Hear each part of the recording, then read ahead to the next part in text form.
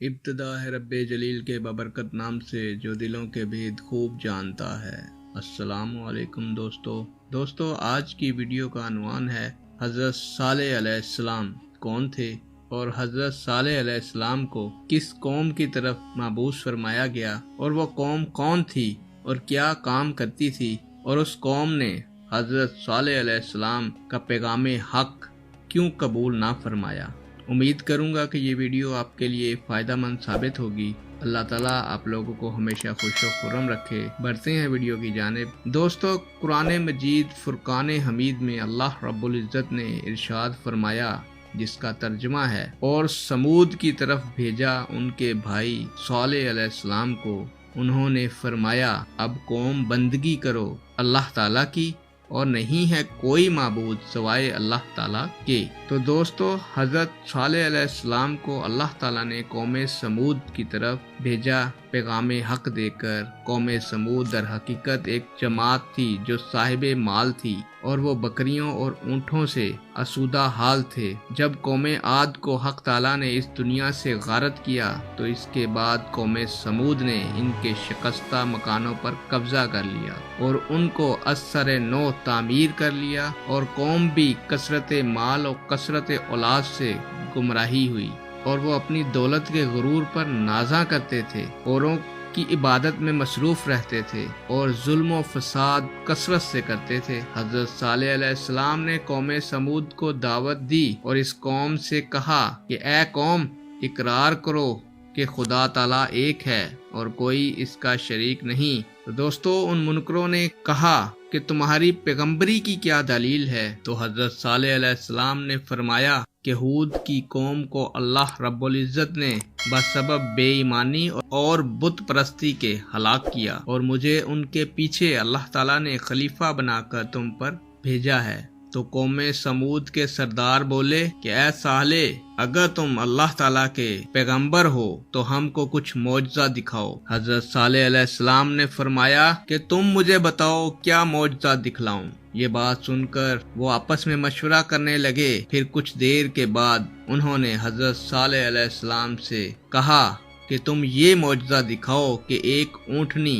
اس پتھر سے نکلے اور اسی وقت وہ بھی جنے اور دودھ بھی دیوے، تب ہم جانیں گے کہ تم رسول خدا برحق ہو۔ یہ گفتگو ہو رہی تھی کہ حضرت جبرائیل علیہ السلام نازل ہوئے اور کہا اے صالح علیہ السلام، تم ان سے اقرار کر لو اور ان سے کہو کہ بغیر حکم خدا کے اونٹنی کو نہ ماریں اور سوائے دودھ کے اس سے کچھ نہ کھاویں، کیونکہ ان پر کوئی چیز اس کی حلال نہیں۔ پھر حضرت صالح علیہ السلام نے ان سے اقرار لیا، یعنی اقرار وعدہ لیا، اور اس اقرار کے بعد حق تعالیٰ نے حکم فرمایا کہ اے صالح علیہ السلام تم دعا مانگو اور میری قدرت کے نظائر دیکھو کہ میں نے تجھ سے 40,000 برس پہلے ایک اونٹنی اس پتھر کے اندر پیدا رکھی ہے تاکہ تیرا معجزہ ظاہر ہو، سبحان اللہ، اور تیری پیغمبری کی دلیل مضبوط ہو۔ تو پس حضرت صالح علیہ السلام نے خدا کی بارگاہ میں دعا فرمائی اور تمام مومنوں نے آمین کہا۔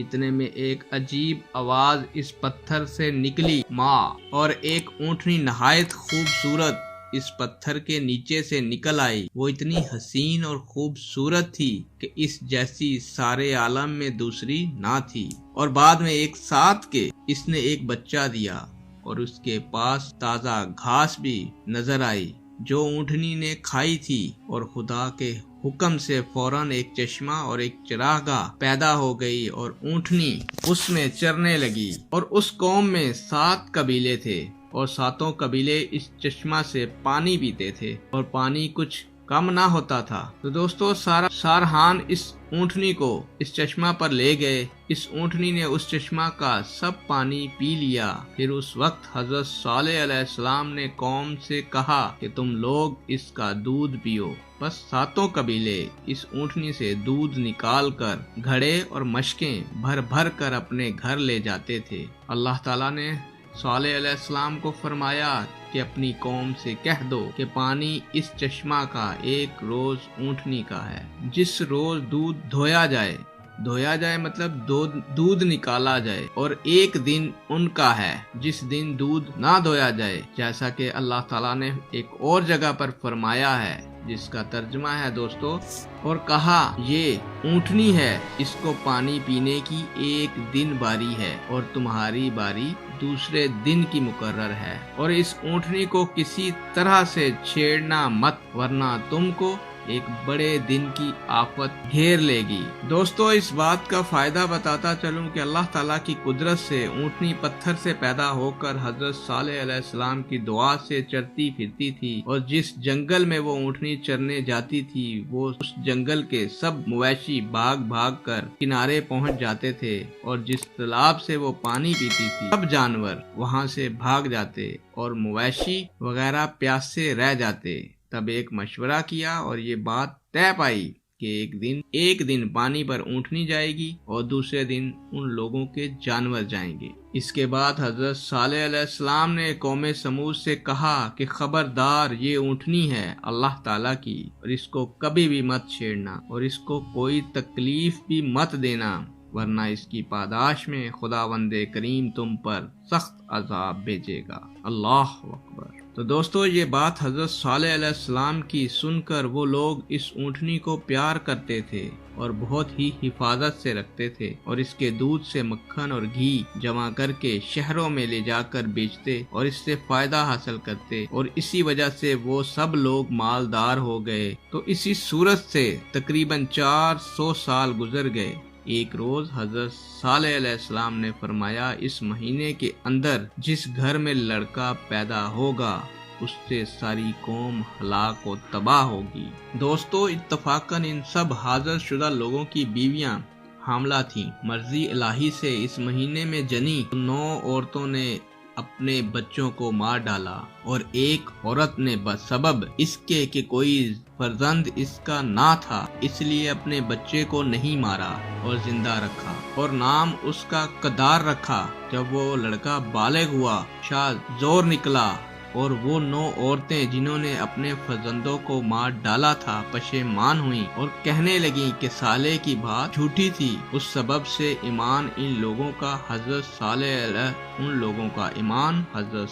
علیہ السلام اور ان کی اونٹنی سے ہٹ گیا، اور ایک روز وہ قدار اور ایک شخص کے نام اس کا مسدہ تھا، اس کے ساتھ مل کر ہر قبیلے سے ایک شخص نے باہم متفق ہو کر اور خوب شراب پی کر اونٹنی کے مار ڈالنے کی صلاح کی، اور یہ ارادہ کیا کہ جب یہ پانی پینے کے لیے کنویں کے کنارے پر جائے گی تو ہم سب لوگ اس کو اسی وقت مار ڈالیں گے۔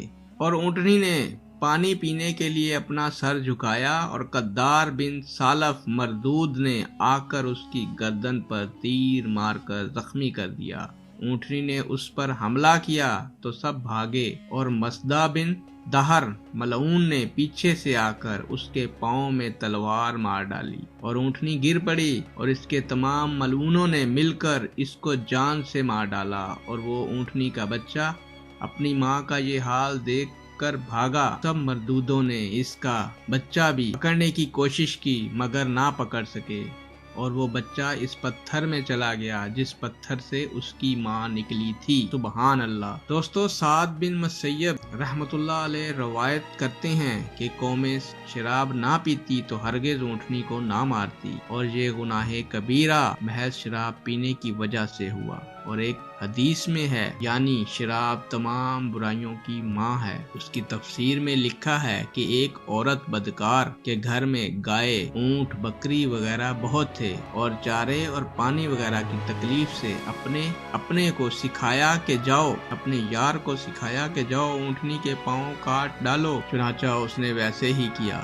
اور اس واقعہ کے 3 دن بعد ان پر دردناک عذاب آیا۔ حضرت صالح علیہ السلام کو خبر دی گئی، اور ان سے کہا گیا کہ اس قوم سے کہہ دو، جس کا ترجمہ ہے پھر اس کے پاؤں کاٹ ڈالے تب کیا فائدہ اٹھاؤ، اپنے گھر میں 3 دن اور یہ وعدہ جھوٹا نہ ہوگا۔ حضرت صالح علیہ السلام نے فرمایا، ان کافروں سے حیات تمہاری 3 دن سے زیادہ کی نہیں ہے۔